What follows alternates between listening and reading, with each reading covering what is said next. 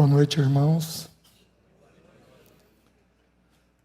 Queria agradecer os irmãos do presbitério, o convite que me foi feito para poder estar aqui com vocês. É um privilégio para mim. Quando eu estive aqui da última vez, eu e a Alessi, nós voltamos para casa extremamente edificados por vocês. E agora eu tenho certeza que vai ser do mesmo jeito comigo e com a Jéssica. Então a gente queria agradecer o convite que foi feito, viu?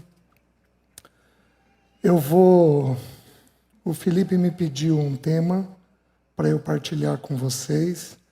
E a respeito de família, nós temos muita coisa para conversar, mas muita coisa, né? Então o que eu vou fazer? Eu vou começar do básico, tá? Eu vou fracionar esse estudo, eu dei o título desse estudo, que filhos são rebanho, são como ovelhas do nosso pastoreio, mas eu vou estudar isso especificamente no domingo à noite, porque hoje eu vou criar a base disso daí para vocês, tá? O Senhor Jesus, no Sermão do Cenáculo, ele começa o sermão dizendo que ele ia amar até o fim. Então, Jesus amou gente difícil e amou até o fim. Alguns de nós temos filhos fáceis, mas alguns temos filhos difíceis. Alguns de nós fomos filhos difíceis e a gente sofre por causa disso até hoje. Alguns de nós fomos filhos fáceis, fomos tranquilos. E em João 13, ali no Sermão do Cenáculo, então vai de João 13 até João 17, na oração sacerdotal. Em João 13, ele começa falando do amor, e aí ele vai, um pouquinho antes de terminar o capítulo, ele diz assim: nisto conhecerão todos que sois meus discípulos, se tiverdes amor uns pelos outros. O amor é o que evidencia que Deus está no nosso meio. Não tem outra coisa. O amor é o que traz essa evidência. Só que, meus queridos, falta amor dentro de casa. Alguns de nós temos filhos afastados, distantes, porque falta a expressão adequada do amor de Deus dentro de casa. E eu quero estudar como é que o amor de Deus se manifestou para nós, para que nós manifestemos esse amor pelos nossos filhos, tá bom? Só que nós vamos fazer o seguinte, vamos nos colocar todos de pé, de 2 em 2, 3 em 3, 4 em 4, vamos levantar um clamor ao Senhor por esse momento? Vamos lá, todos nós. Levanta a voz aí em oração, todos nós, e aí daqui 1, 2 minutinhos eu oro por nós. Vamos lá. Espírito Santo de Deus, colocamos os nossos corações agora na Tua presença e dizemos o quanto nós somos pecadores, o quanto nós somos indignos, Senhor, de ouvir a Tua voz. Reconhecemos, Senhor, a extensão do pecado que há em nós. Reconhecemos que somos pessoas divisivas, que temos dificuldade com o amor. E eu quero pedir agora, em nome de Jesus, a Tua visitação sobre cada um de nós, sobre cada pai, cada mãe, em nome de Jesus. Vem sobre nós essa noite, abre os nossos olhos para nós Te vermos, muda o nosso coração, enche-nos do amor do alto com os nossos, para que o Teu bom nome seja glorificado, Senhor. Eu oro em nome de Jesus. Amém. Amém, meus irmãos. Podem sentar.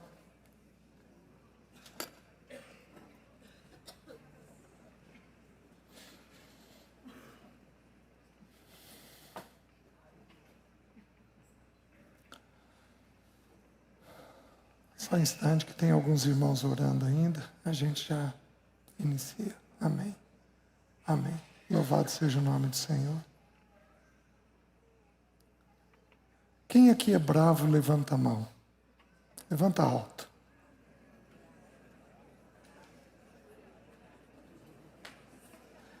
Tá. Acho Deixa eu começar de um jeito bom. Quem aqui é manso, levanta a mão.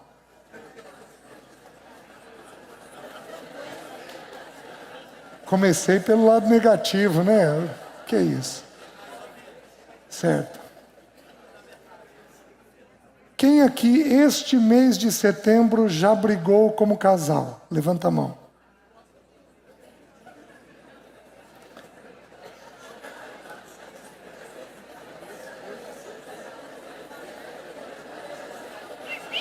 Gente, volta aqui. A regra é, quando o povo ri muito é porque a palavra entrou. Quando fica muito quieto também entrou. Quem aqui, agora é para os homens. Que homem aqui é queixoso da esposa? Levanta a mão.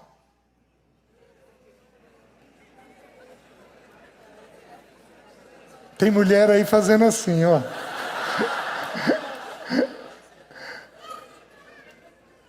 Quem aqui este ano brigou com os filhos? Levanta a mão. Certo. Quem aqui grita? Levanta a mão. Certo. Vamos lá. Queridos, deixa eu explicar algo muito simples para os irmãos. O amor é uma fonte transformadora. O amor é uma coisa impressionante. O amor quebra a dureza. O amor atrai. O amor é extremamente leve e agradável. Isso é tão verdade que Deus é amor, que Ele faz o sol e a chuva vir sobre bons e maus, justos e injustos. Ele se compadece da criação, porque é criação dele. O ser humano é imagem e semelhança dele. O nosso Deus é um Deus poderosíssimo em organizar as pessoas, em atrair as pessoas para si mesmo. O amor é o que deveria envolver os nossos lares. Mas, meus queridos, não é o que nós levantamos a mão. Quando tem grito, quando tem briga, quando tem queixa, isso não é expressão de amor. Pelo contrário, isso é falta de amor. A Bíblia é tão significativa que diz assim para nós homens: e vós maridos, não trateis as vossas mulheres com amargura. Sabe o que é amargura? Mau humor. Que homem aqui é mal-humorado? Levanta a mão. Se um filho, se uma filha vê a sua mãe sendo tratada com mau humor, e este homem está dentro da igreja, o que ele raciocina? Essa menina vai raciocinar que o evangelho não é o que é dito lá, que ele não tem o poder de transformar, que ele não muda como é dito aqui de cima, que o evangelho não transforma. Se tem uma coisa que faz os nossos filhos permanecerem no Senhor, é quando eles conseguem ver amor dentro da nossa casa, especialmente na relação conjugal. O amor é esse elo que une as pessoas. A Bíblia diz em Oséias, que é um livro de amor, Oséias recebeu uma ordem do Senhor de que era para casar com uma prostituta. E aí o Senhor vai descrevendo essa relação de amor de Oséias com Gomer, e ele vai tirando princípios de como é que ele, como Deus, trata a nós. Ele diz assim, que ele nos amarrou com cordas de amor. Meus queridos, cordas de amor. Oséias capítulo 11, versículo 4. Cordas de amor. O que é uma corda humana? Cordas humanas de amor. O que é uma corda humana? O braço faz o papel de uma corda. Quem aqui, hoje é dia 6, não levanta a mão. Essa eu não quero que você levante. Ainda não abraçou seu filho ou seu parceiro.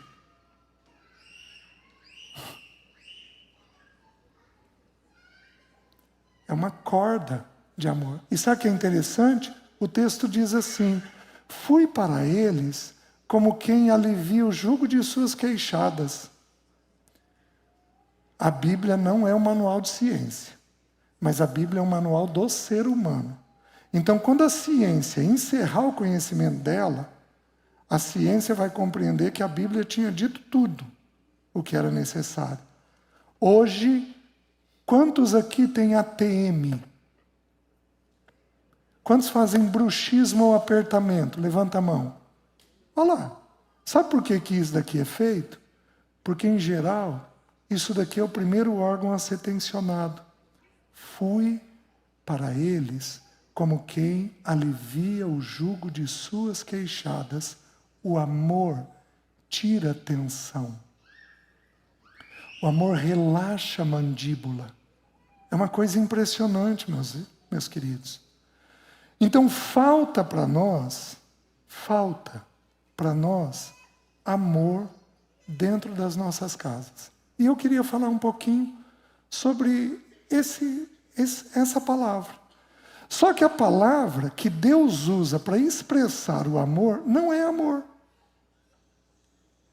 É interessante que a palavra usada para amor no Novo Testamento é ágape, ou no verbo agapau. Então a palavra é ágape. Só que a expressão ágape é uma expressão cunhada no Novo Testamento. Não se encontra registro dessa palavra que nos dê a entender o sentido de ágape antes disso. E no Velho Testamento? Como é que Deus expressou o amor? Então entenda o que eu vou te dizer. Existe uma palavra que é a expressão do amor de Deus. Essa palavra se chama graça. Eu vou mostrar para os irmãos isso nas Escrituras. Por isso que o salmista diz assim: a tua graça é melhor que a vida. Como é que uma coisa pode ser melhor que a vida?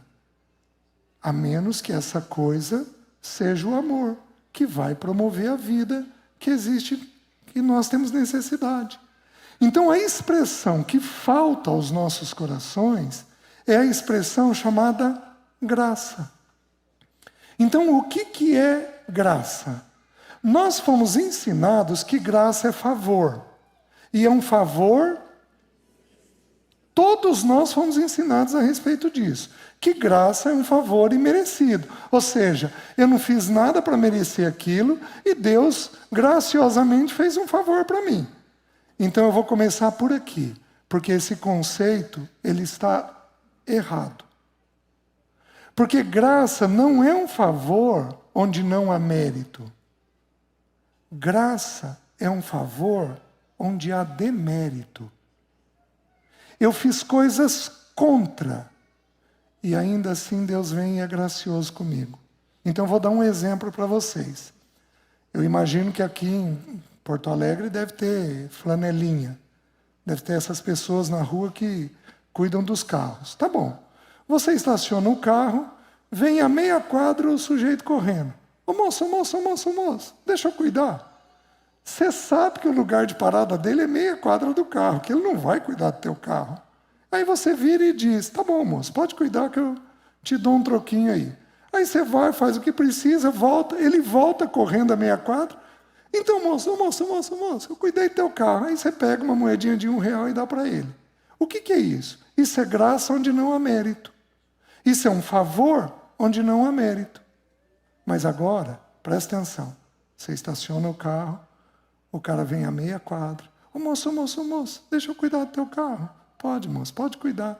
Você vira para ir, ele pega uma pedrinha e risca teu carro inteiro. Você volta, o dono da loja da frente diz que foi ele que riscou, e você ainda assim dá a moedinha de R$1. Entende uma coisa? Nós fazemos coisas contra Deus. Ele põe a comida na nossa mesa. Ele faz a chuva vir. Ele faz o sol vir. Ele nos dá saúde. Ele nos dá destreza para fazermos algumas coisas, Ele nos ajuda a ter negócio, a suprir a casa naquilo que precisa, Ele nos ajuda a resolver problemas, Ele nos traz irmãos, amigos, médicos, pessoas para nos ajudar, mesmo com a gente fazendo coisas contra Ele. Como é que nós levantamos a voz para um filho quando ele tira uma nota ruim? Como é que nós falamos de um jeito duro com a nossa esposa porque não saiu do jeito que a gente queria? Ô, meus queridos, onde que está a expressão do amor de Deus? Como é que nós nos levantamos de um jeito estúpido e bravo quando alguém erra?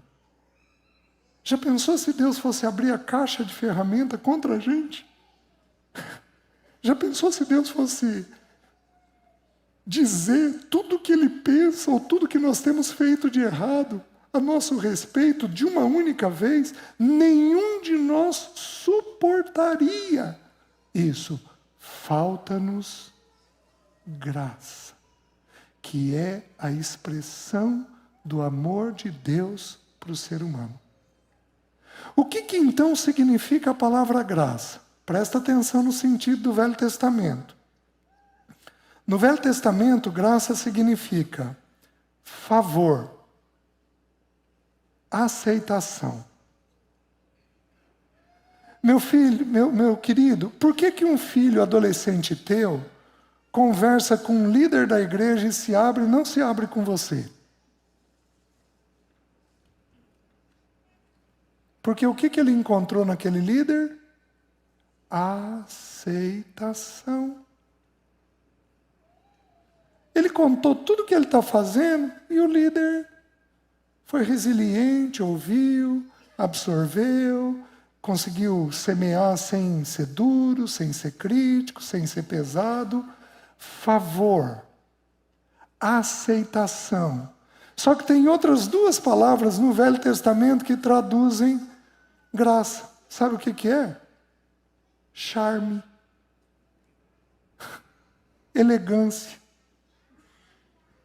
Presta atenção. Se entrar, seja um homem, seja uma mulher, elegante e charmoso aqui, o que o teu olhar faz por alguns segundos? Você faz o quê? Você põe reparo. Ou eu estou enganado? Pode ser um homem, pode ser uma mulher. Eu não estou falando de sensualidade, nada disso. Eu estou falando de elegância, de charme. O charme, a elegância, é uma coisa que faz a gente pôr reparo. Você fica olhando. E quando um filho olha para você, ele está pronto para ouvir tudo que você tem para falar. Não temos sido nem favoráveis, nem dado aceitação, nem charmosos, nem elegantes. Faz sentido? Isso precisa ser conquistado dentro de nós pelo Senhor, porque senão fica um espírito aversivo, e aí o Evangelho não tem como ser depositado. Olha o que Jesus falou: e quando eu for levantado da terra, atrairei todos a mim mesmo. Por que Jesus na cruz, ele atraiu a humanidade a si? Porque na cruz ele expressou favor, ele expressou charme, ele expressou elegância. Me diz uma revolta que o Senhor teve no processo da cruz. Isaías 50 diz assim: dei a face aos que me feriam. Se alguém for bater em você, o que você faz? O que Jesus fazia?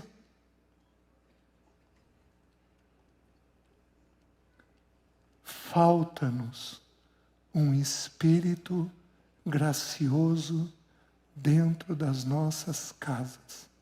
Falta-nos. E aí, falta Deus. Falta Deus. Porque a primeira expressão do amor de Deus para nós é a graça dele. Ele simplesmente nos aceita.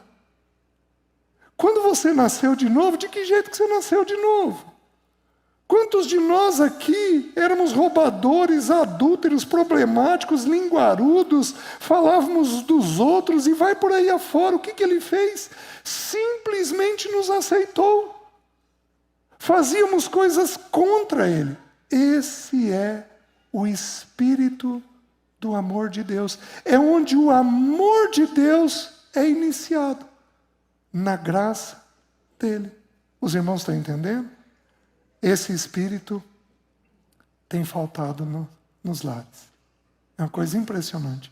Somos legalistas. Quem aqui é perfeccionista? Levanta a mão. Tá, deixa eu voltar. Eu vou falar 4 coisas. Quem é perfeccionista, metódico, rígido,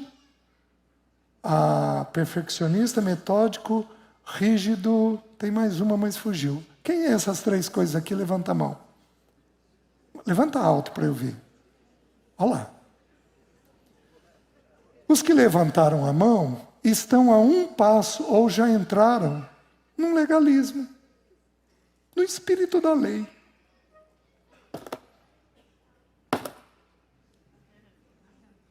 Uma coisa dura, que cobra, que exige, que impõe. E esse é a voz. Mas é a voz da lei. Um dos últimos versículos que nós vamos ver nesse período agora, o Senhor Jesus, o texto de João diz assim: a lei foi dada por intermédio de Moisés, mas a graça e a verdade vieram por meio de Cristo. Quando a lei foi dada, não precisa abrir, lá em Deuteronômio,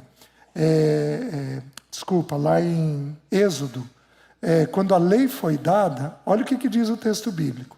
Moisés subiu no monte, e aí diz assim: houve trovões, relâmpagos, e uma espessa nuvem cobriu o monte, e houve forte clangor de trombeta, e todo o povo que estava no arraial se estremeceu. É a voz da lei. Teu filho, às vezes, vê na tua braveza raios, trovões, relâmpagos, espessa nuvem, um forte clangor de trombeta, porque é a voz da lei. Aí deixa eu te fazer uma pergunta. A lei, você é chamado para ir no fórum para ser elogiado por ter obedecido a lei? Não. Você é chamado para ir no fórum por quê? Porque você desobedeceu. A lei é essencialmente condenatória. Ela é pesada, porque ela revela o nosso pecado. Então a lei é santa, justa e boa, mas ela tem esse viés da condenação que vem dentro dela. A voz é alterada, o jeito é alterado. E aí, queridos, esse espírito precisa ser corrigido. Que mais? A graça, no Novo Testamento, significa charis, que significa o quê? Vê se você encontra isso no casamento seu e na relação com os filhos. Aquilo que dá alegria.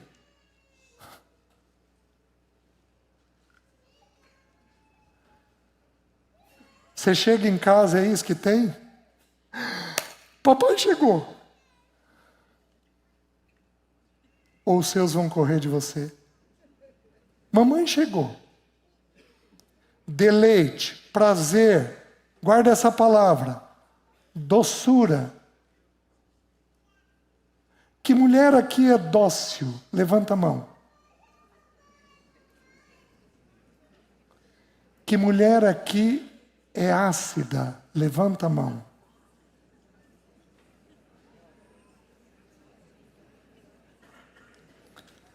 Charme, amabilidade, graça no discurso, boa vontade, bondade, favor, gratidão, recompensa, prêmio. Tudo isso significa a graça de Deus. Agora vamos dar uma olhadinha nas ocasiões em que a palavra aparece. Existe uma regra de interpretação bíblica que diz o seguinte, que quando a palavra é mencionada a primeira vez na Bíblia, o sentido daquela palavra vai ser mantida ao longo de toda a Bíblia. No Velho Testamento, olha a primeira menção. Gênesis 6, versículo 8. Os irmãos vão projetar aí para nós. Porém, Noé achou graça diante do Senhor. Meus queridos, a primeira vez que a palavra aparece, aparece para um homem.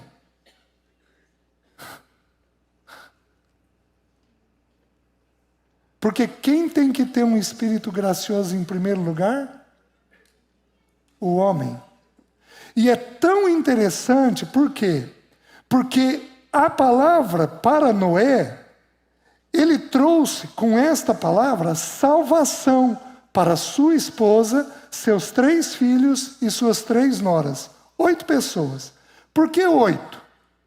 O homem foi criado no 6º dia. Então, número 6, de acordo com o Apocalipse, é número de homem. Deus descansou no 7º dia. Então, 7º é número de descanso. E 8? 8 é reinício. Porque Deus ia destruir a terra. E Ele ia reiniciar tudo de novo. 8 pessoas foram salvas mediante um homem gracioso. Um homem charmoso. Um homem elegante. Um homem favorável. Um homem que mesmo quando alguém altera a voz, mesmo quando alguém é duro, mesmo quando não tem muita criança no recinto, a mulher está menstruada, está com problema, mudou o humor, mesmo nesse período, o que ele faz? Ele é favorável. Ele tem plena aceitação. Então, o sentido aqui nas Escrituras é que, quando um homem é visitado por um Espírito gracioso, ele salva toda a sua casa.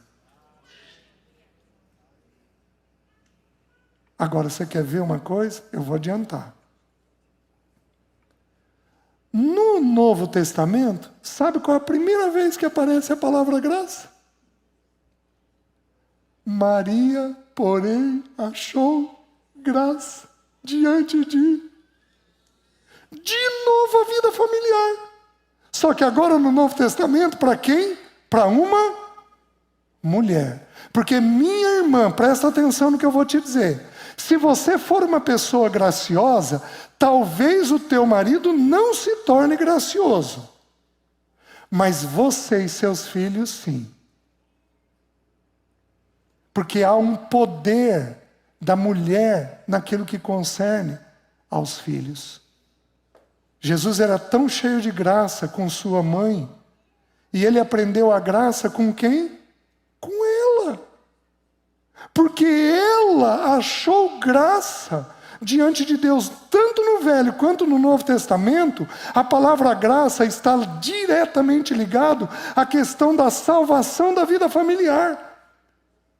Quando os irmãos de Jesus, ali no mês em que Jesus ia morrer, ali em João capítulo 7 em diante, os irmãos tentam prender Jesus como se ele estivesse fora de si. Então a gente vê que os irmãos têm um problema enorme com Jesus. Por quê?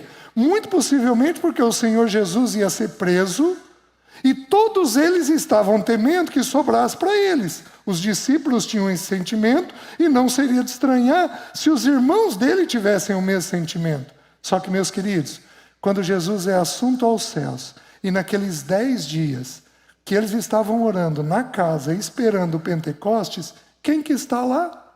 Maria e os irmãos do Senhor. Por quê? Porque ela foi uma mulher cheia da graça do Senhor. Graça salva. Graça salva.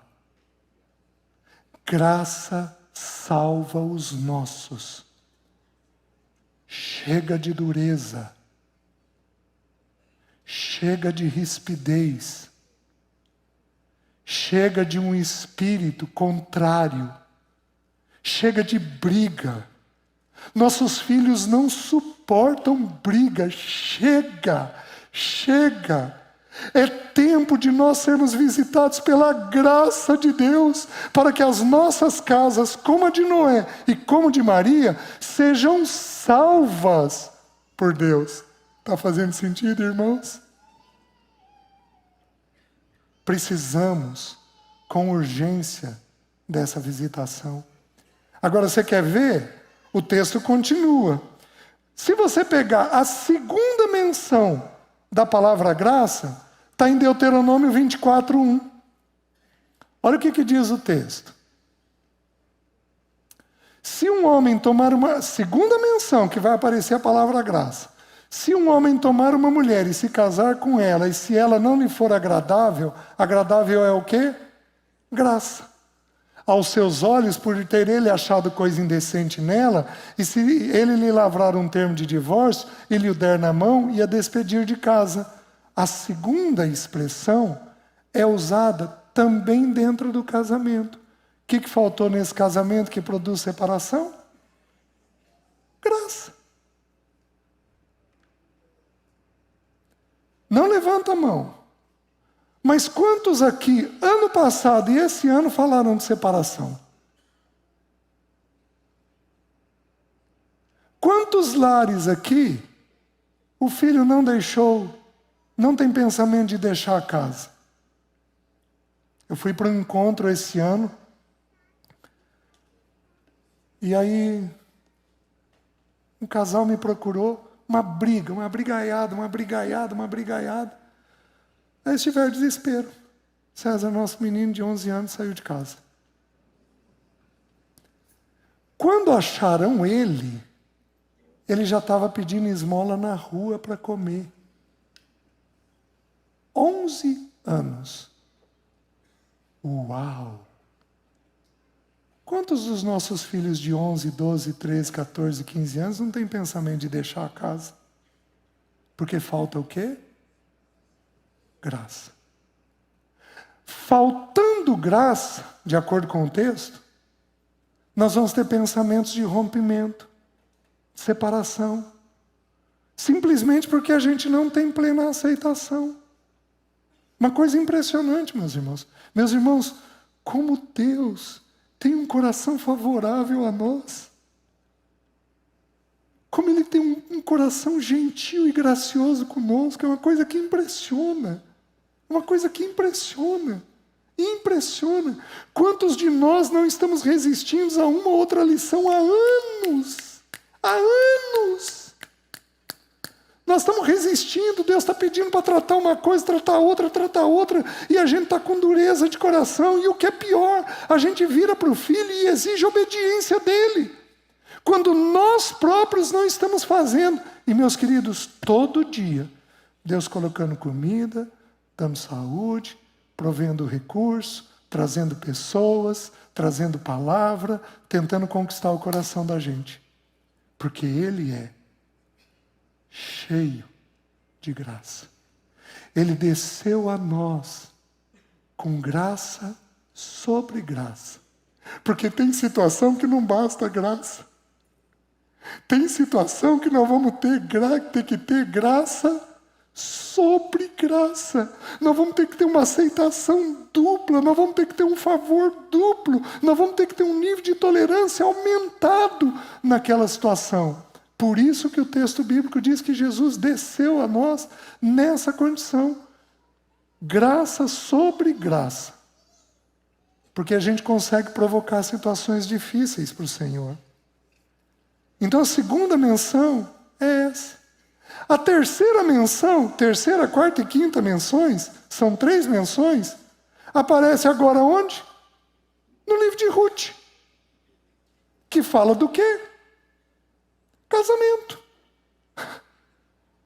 Então esta expressão graça está diretamente atrelada à vida familiar. É uma graça que tem que ser derramada na igreja, é uma expressão que tem que ser derramada na igreja, sim.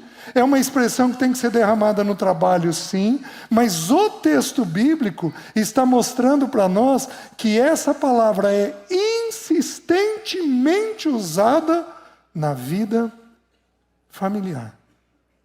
O que acontece aqui no livro de Ruth? Ruth era uma moabita.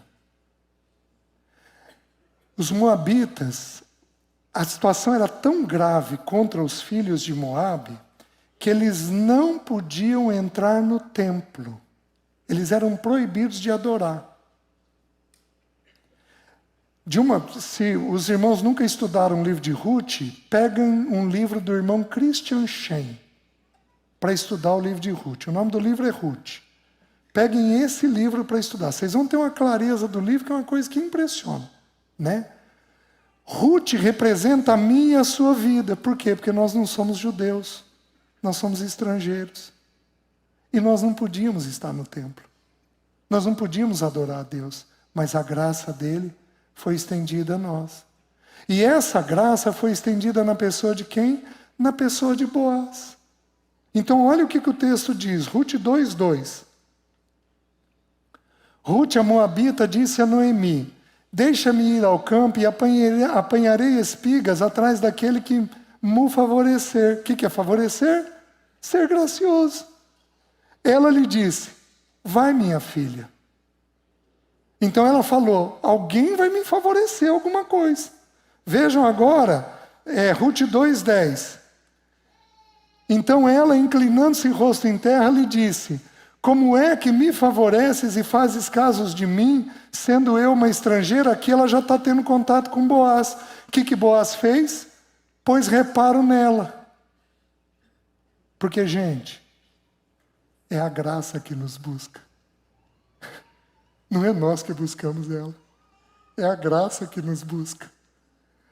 Boaz pôs reparo nela, chamou seus servos e falou: quem que é ela? Ah, ela é a nora de Noemi. E ele já tinha ouvido falar dela. Favorece ela. Favorece ela. Presta atenção. Onde há graça, há gentileza, há bondade, há amor. Queridos, como é que nós vamos fazer coisas para os filhos só se eles forem obedientes? Isso não é graça. A gente pode sim fazer quando eles são obedientes, mas e quando eles não obedecerem? Como é que nós vamos amar o parceiro só o dia que estiver bem? Só o dia que você for namorar? Nossa, você vai estar cheio de amor para dar para o parceiro e depois? Isso não é graça. Graça tem que ser expressada diariamente, no dia bom e no dia mau. No favor e no demérito. Quando a pessoa não faz algo para mim, mas quando ela faz algo contra mim, eu tenho que expressar a graça. O que houve com Ruth? Ruth não tinha feito nada para ele, mas ela era estrangeira. O que ele faz? Deixa cair. Deixa derrubar do saco. Deixa algumas espigas no chão, para ela encher e poder levar comida para ela e para Noemi. Então a graça enche a gente de gestos de bondade. Vejam 2:13. Disse-lhe ela,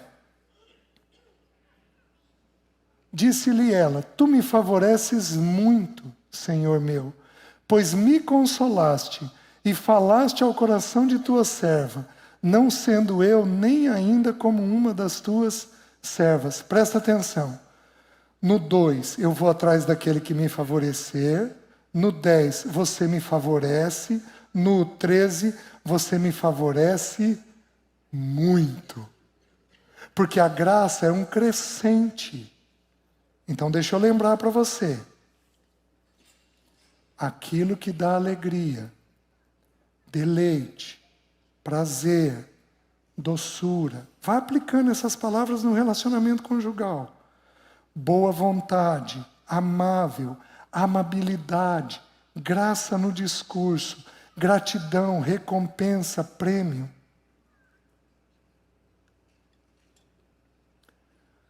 Sua esposa cozinhou para você essa semana? Você agradeceu ela? Você deu um grande beijo de recompensa? Não sei se ela ia querer um beijo, né? Às vezes uma ida no shopping, talvez, alguma coisa assim. Assim, esse é o Espírito da graça. Tu me favoreces muito, Senhor meu. E quando a gente é muito gracioso, olha o que acontece. Põe o versículo de volta para mim, o 2,13. Tu me favoreces muito, Senhor meu, pois Quando o Espírito de graça envolve a casa, o parceiro se sente o quê? Consolado. Os filhos se sentem de que jeito? Consolado. Vocês estão entendendo? Vejam, eu já falei 5 menções. Gênesis, Deuteronômio, 3 em Ruth. Sabe qual é a próxima menção? Na ordem, um salmo. Só que acredite você, é um salmo de casamento. Salmo 45. Abre lá, por favor. Deixa eu ler um pouquinho mais do versículo que eu anotei. Salmo 45. Esse é um salmo próprio de casamento. Já fui em muitos casamentos que os irmãos partilham dele. Olha o que diz. De boas palavras transborda o meu coração. Ao rei consagro o que compus. A minha língua é como de pena de habilidoso escritor. Está falando basicamente do quê? Da língua. Tu és o mais formoso dos filhos dos homens. Nos teus lábios se extravasou a graça. Por isso, Deus te abençoou para sempre. Meus queridos, por onde a graça tem que ser expressada? Pela boca. Eu dei esse estudo, esse ano, para um grupo de pais, numa determinada cidade do país. E aí, veio um menino de 12 e um menino de 11. Eles estavam ouvindo o estudo. Os adolescentes ouviram o estudo junto. Os adolescentes e jovens. Então eu dei um estudo sobre graça. E por algum motivo, eu acabei falando sobre nota. Então, quando o teu filho tira uma nota ruim, o que você faz? Você briga. Você fala que aquela nota não é boa? Quanto que você exige do teu filho? Você exige 10? Você exige 8? Porque sabe quanto a gente deveria exigir? O quanto ele é capaz de dar naquela matéria. Porque o que ele não pode dar é difícil da gente exigir. A gente pode até ajudá-lo a estudar, mas é o quanto ele pode dar. E aí eu fui falando desse espírito de exigência. De exigência, e eu falei desse jeito. Você parou para perguntar para o teu filho por que ele tirou a nota baixa? Para e pensa comigo. Quem aqui exige muito nota de filho? Levanta a mão. Só? Ah, não. Vocês estão muito bem resolvidos. Vou tomar por verdade, mas com o olho aberto e um fechado. Quando o filho chega com uma nota baixa, qual a primeira coisa que você tem que pensar? Peraí, por que ele tirou essa nota baixa? E se ele tiver um vírus de gripe incubado? Ele fez a prova lesado. E se vocês brigaram aquela semana? Ele está assustado e quando ele estudou, ele não conseguiu absorver a matéria. E se o professor fez uma prova difícil? E se ele, por algum motivo, não conseguiu estudar aqueles dias? Porque ele está sofrendo algum bullying, algum problema. Mas não. A gente só vê o quê? Nota. Aí dei esse exemplo. Final da reunião, estava ali com os pais, vem um menino de 12 e um de 11. Ô tio. O que foi, querido? Tio, a gente queria te agradecer. Eu falei, querido, por quê? Porque o senhor falou de nota. Meu pai exige 10. E o pai na roda. Não, filho, é 8.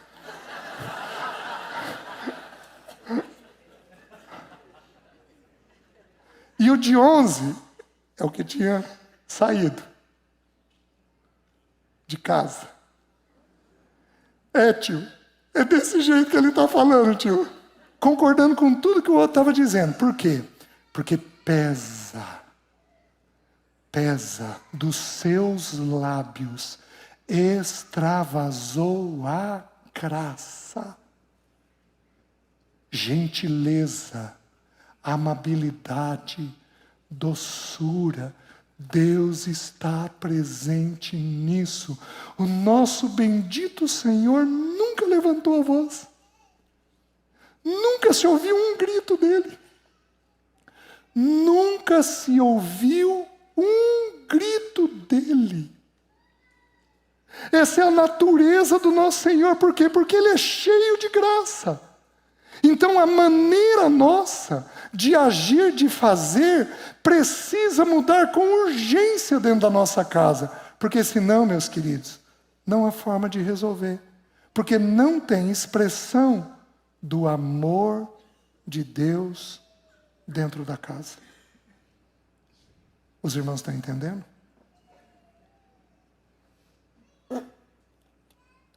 Por isso, Deus te abençoou para sempre. Seja gracioso, que a bênção de Deus te segue.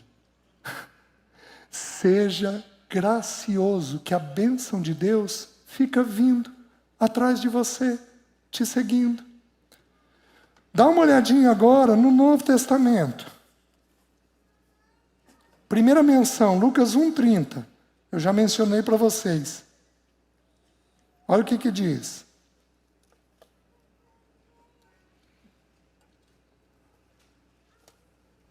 Mas o anjo lhe disse: Maria, não temas, porque achaste graça diante de uma mulher salvando uma casa.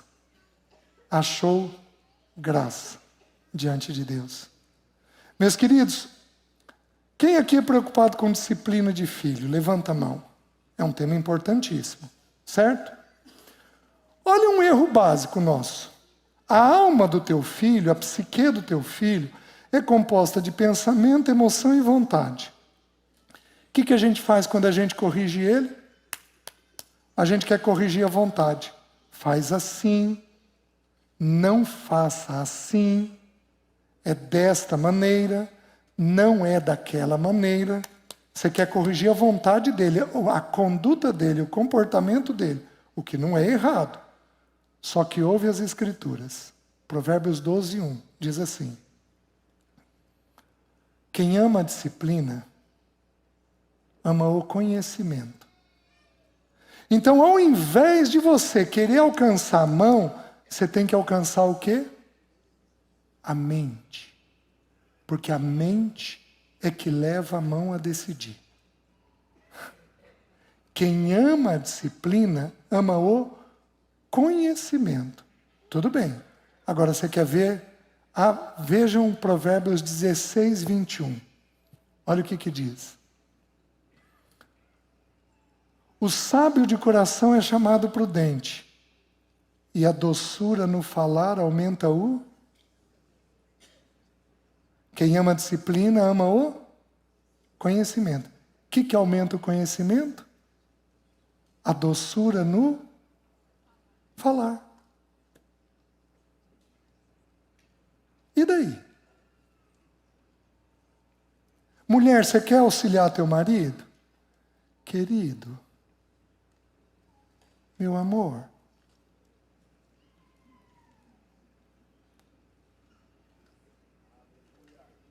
amém, né, irmão?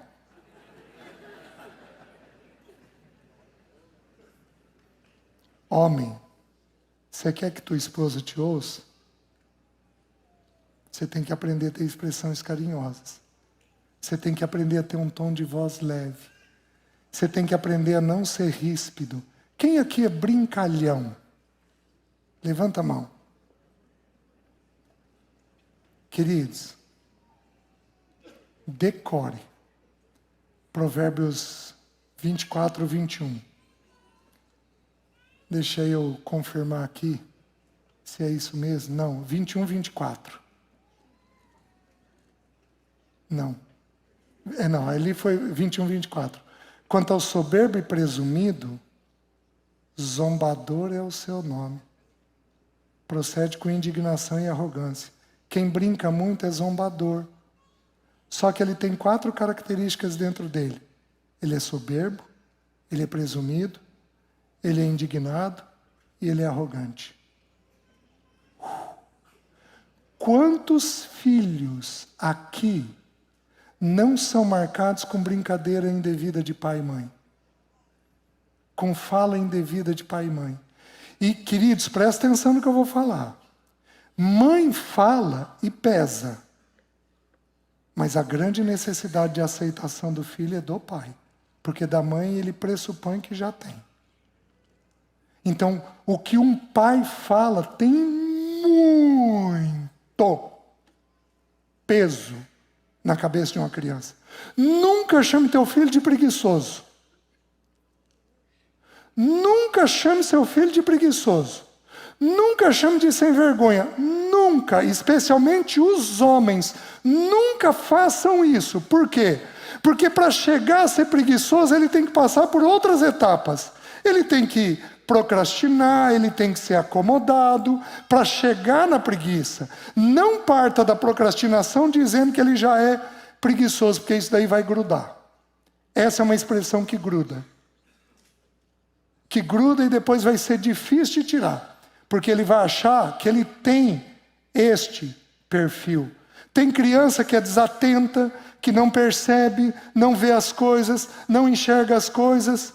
E como é que você vai virar para uma criança que tem TDAH, por exemplo, querido, vai lá e faz isso? Sim, papai, vou. O problema é que a informação começa e não conclui. A hora que ele chegou na metade do caminho, ele não sabe mais por que ele está indo. O que ele faz? Volta para a TV. Você vira e diz o quê? Mas você é desobediente, hein? Quando, na verdade, ele está com um problema de processamento de informação. A informação não completou dentro da mente dele. E você trata ele como desobediente, como rebelde, e vai por aí afora. Ô, meus queridos, que isso? Cadê o espírito da graça dentro de nós para tentar entender o que está havendo? Para tirar esse peso que nós colocamos. Nós somos pessoas pesadas no nosso dia a dia. E nós precisamos aprender a ser pessoas atrativas no nosso dia a dia. Dá uma olhadinha no que diz Jeremias 31, 3. Quer ver o texto? Olha o que diz. De longe se me deixou ver o Senhor dizendo, com amor eterno eu te amei. Está falando de amor. Só que aí é o que diz? Por isso com bondade te atraí. A graça, ela é atrativa, ela é elegante, ela é charmosa. E a gente tem graça de que jeito? Com um espírito dócil, com um espírito generoso, com um espírito gracioso. Então nós temos que aprender a ter essa língua serena. Nós temos que aprender a deixar o Espírito tocar na nossa língua. Quando você pega o texto de Efésios falando sobre o enchimento do Espírito, ali não são muitas expressões, mas as expressões que aparecem estão diretamente ligadas a quê? A língua. Porque, meus queridos, se tem um poder que falta no nosso meio, é o poder nosso de dominar a nossa língua. A Bíblia diz que aquele que domina a língua é perfeito varão. Temos uma atitude pesada, tensa, difícil e não graciosa. Eu tive num encontro esses dias, um irmão me procurou e falou, César, eu ouvi teu estudo sobre graça. E César mudou tanto para mim. Tinha um mendigo, César, que eu dou comida para ele todo dia. Ele rouba a colher. Todo dia. E eu determinei que eu não ia mais dar comida para ele. Até que eu ouvi o estudo da graça. E quando você falou do demérito, eu pensei em mim. Então ele está me ferindo, porque ele está me lesando, ele está me roubando. Mas, meus queridos, quantos de nós não fazemos isso com Deus? E ele continua a ser por nós gracioso.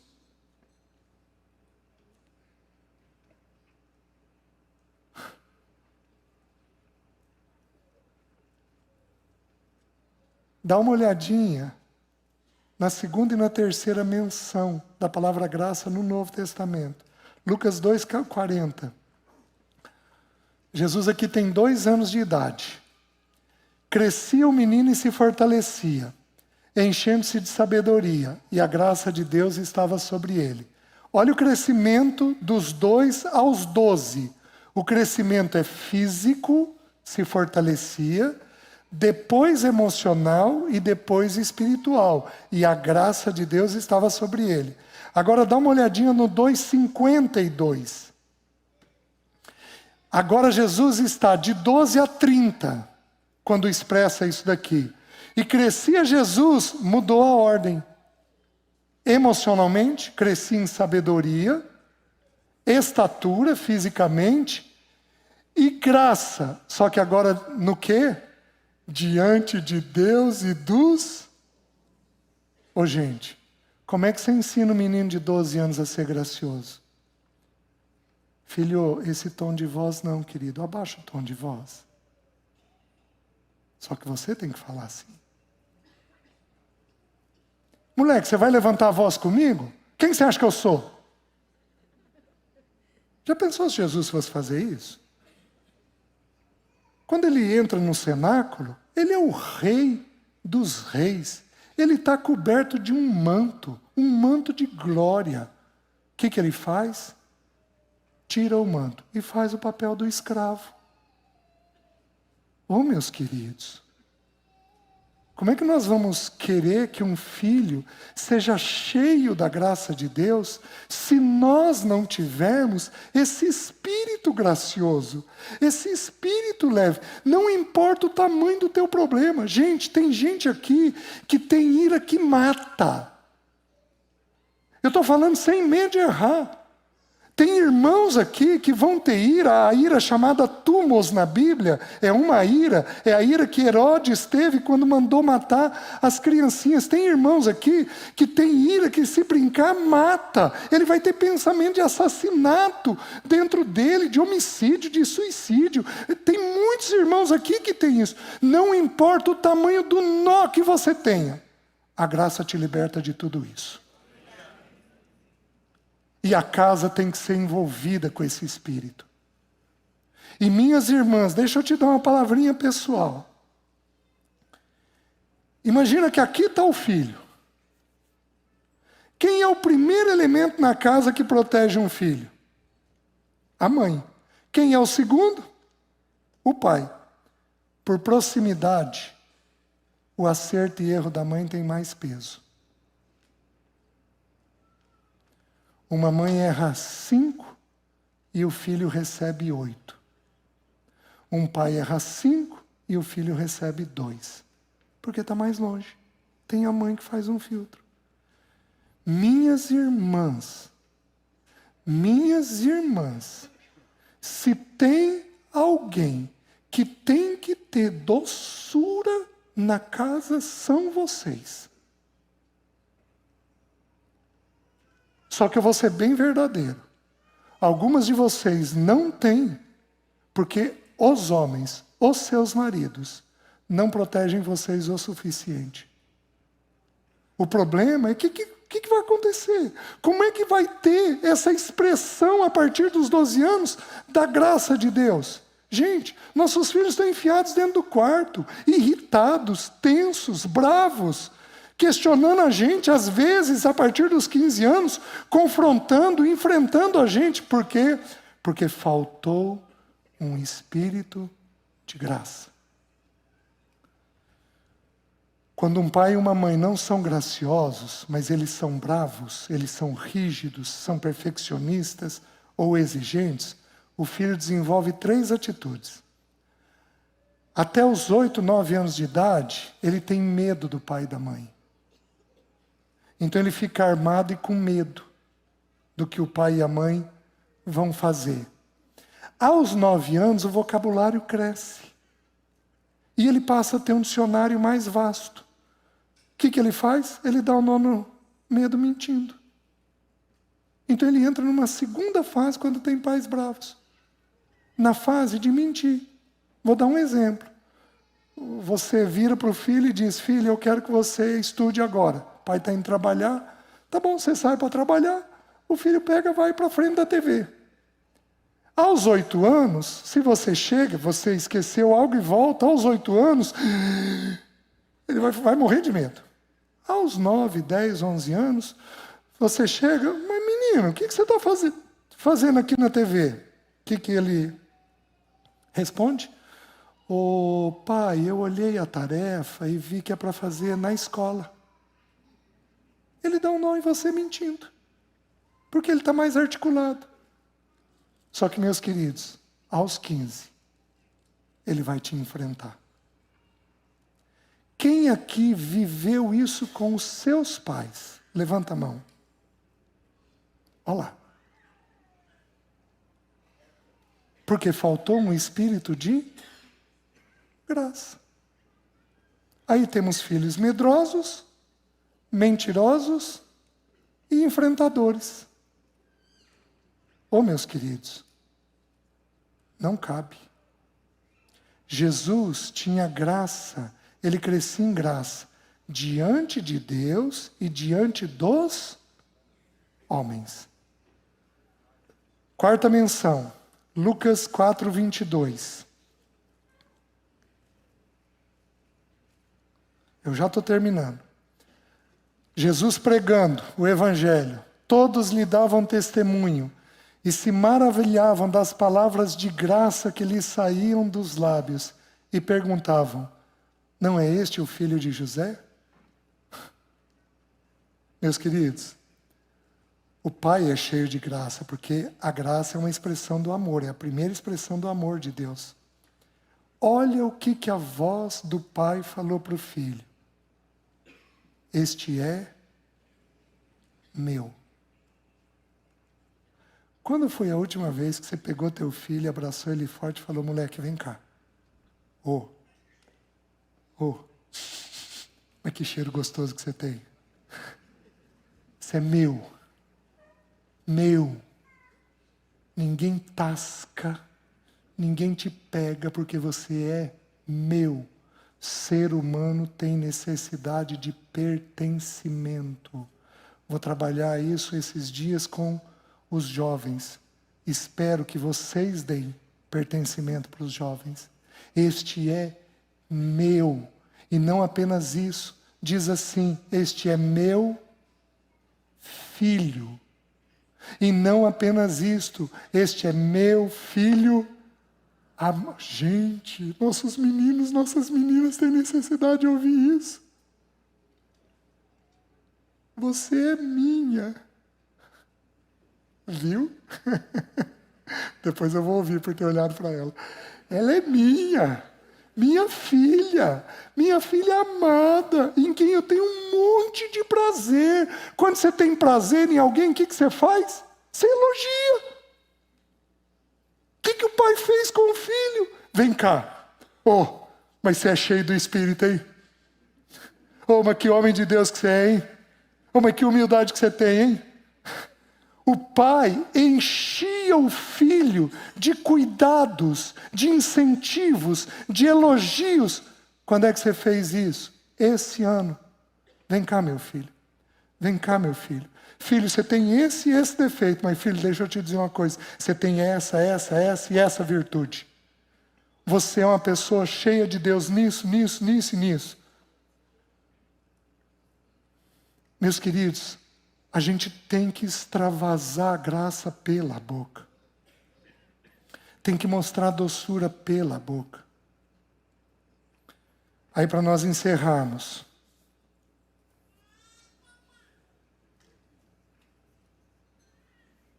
Lucas capítulo 6, Versículo 32, 33, 34.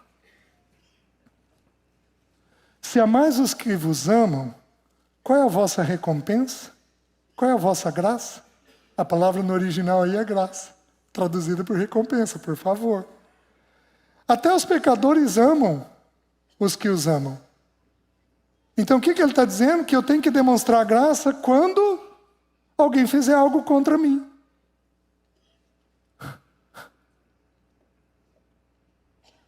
Olha o 33. Se fizerdes o bem aos que vos fazem o bem, qual é a vossa graça? Até os pecadores fazem isso. Vejam o 34. E se emprestais àquele de quem esperais receber, qual é a vossa graça? Alguém aqui já emprestou dinheiro? Levanta a mão. Presta atenção. Quando você emprestar, empreste com a atitude de dar. Dê. Porque isto é graça. Se emprestais àquele de quem esperais receber, qual é a vossa recompensa? Qual é a vossa graça? Também os pecadores emprestam aos pecadores para receberem outro tanto. Nós estamos longe, hein? Mas nós estamos muito longe. E aí a última porção, João, que é o texto mais clássico a respeito da graça de Deus, diz assim, João 1,14. Porque o Verbo se fez carne e habitou entre nós, cheio de graça e de verdade, e vimos a sua glória, glória como de unigênito do Pai. Presta atenção. Ele pôs uma ordem no texto. Jesus teve primeiro graça para depois ter verdade. Nunca fale uma verdade para uma pessoa se você não estiver cheio de um espírito gracioso. Porque é pecado. O Espírito Santo diz para nós coisas dificílimas a nosso respeito. Mas ele diz de que maneira? Graciosa, favorável, amável, elegante. Vocês estão entendendo? Vejam o 16.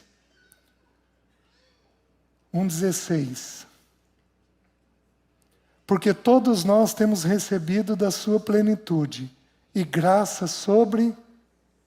Queridos, tem algumas situações em que nós precisamos de uma porção maior de graça. Um filho envereda por um pecado. Uma pessoa te fere e te magoa. Tem algumas situações que a gente precisa de uma expressão a mais da graça de Deus. Vocês estão entendendo? Alguns anos atrás, um amigo, um grande amigo, sugeriu para a Alessi que eu não era convertido. E eu já ouvi de tudo a meu respeito. Mas que eu não era convertido, aquilo entrou mal. Tentei conversar com ele, não me deu permissão, fui conversar 1 ano depois. Aí ele deu uma justificativa, mas ficou perdoado. Por 3 meses, eu nunca tinha tido a experiência de falta de perdão. Mas por 3 meses enroscou. Mas enroscou. Mas enroscou. Mas me machucou. Mas me machucou. Porque ele era um amigo muito querido. Com 3 meses eu tive pneumonia. Nunca tinha tido pneumonia na vida. Deu febre, fui para o hospital, o médico não achou nada, voltei 2 dias depois, peguei um pneumo, está aqui. Aí tratei a pneumonia, não saiu da minha cabeça. Aí numa ceia, o Senhor havia me dado um texto bíblico, O texto diz assim: ouvistes o que foi dito aos antigos, amarás o teu próximo e odiarás o teu inimigo. Eu, porém, vos digo, amai os vossos inimigos e orai pelos que vos perseguem. Tem duas formas daquele irmão me perseguir. Ou ele ficava no meu encalço, onde eu entro, ele entra, onde eu saio, ele sai. Ou eu ficava lembrando dele. É o que estava acontecendo, ele estava me perseguindo. Aí o Senhor ministrou ao meu coração. E na ceia, eu pus o joelho no chão e eu orei, abençoando o irmão.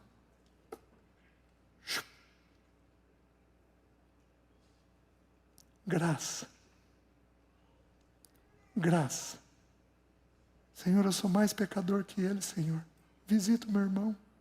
Cuida do meu irmão, eu sou muito pior que ele. Eu te firo muito mais, Senhor. Abençoa ele. Cuida da família, cuida da esposa, cuida dos filhos. De tempo em tempo, se quer voltar, Senhor, abençoa e sai. É tirado. Graça. Graça com as pessoas, com o erro das pessoas, com o que as pessoas fazem de errado contra a gente. Meus irmãos, Deus ama através da graça, de uma plena aceitação. E vai ter situação, como eu estava falando, essa requereu graça sobre graça. Mas o Senhor me visitou. E aí o último texto, o João 1,17, diz assim: porque a lei foi dada por intermédio de Moisés. A graça e a verdade vieram por meio de Cristo. Uma verdade só pode ser dita com espírito gracioso. Senão, morda a língua. Não fale.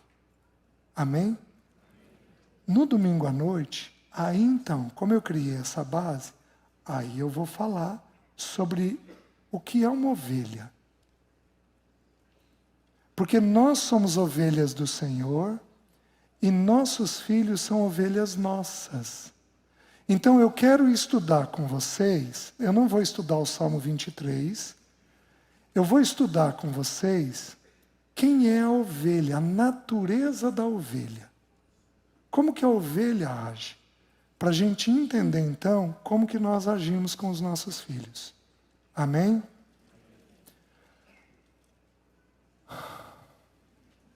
Vamos fazer uma coisa?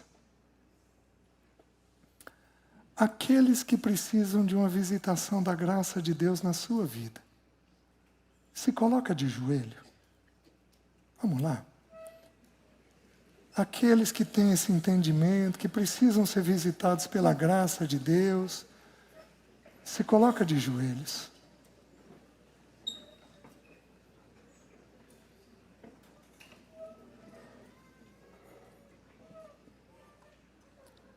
Aleluia, Senhor.